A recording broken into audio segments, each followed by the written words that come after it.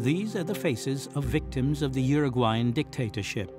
Hundreds disappeared, and more than 10,000 women and men were detained and tortured. Some 40 years later, survivors and relatives are still fighting for their right to answers. Dr. Pablo de Grief, a human rights expert from Colombia, was appointed by the United Nations Human Rights Council to serve as special rapporteur on the promotion of truth, justice, reparation, and guarantees of non-recurrence for victims of past human rights crimes around the world. As part of this work, the government of Uruguay invited him there to assess progress in discovering the truth of past atrocities that occurred in the 70s and early 80s and ensure justice and compensation for survivors.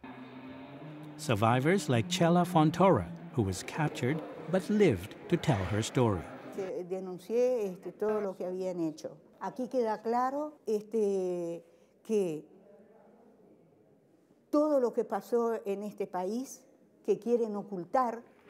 Pablo recognizes that although slow, progress has been made in Uruguay with regard to victims of disappearances. One such is Soledad Dosetti Garcia, whose parents were disappeared in 1977 when she was just a baby. Y bueno, hay algunas referencias, algunos testimonios que hablan sobre los llamados vuelos que transportaban a las personas, los prisioneros en aviones y los dejaban caer en el río de la Plata, digamos. Although her parents' fate remains unanswered, Soledad received reparation in recognition of her loss. The special rapporteur believes if the political will is there, and determined people like Soledad and Chela keep the memories of those bitter years alive, justice will be part of Uruguay's future.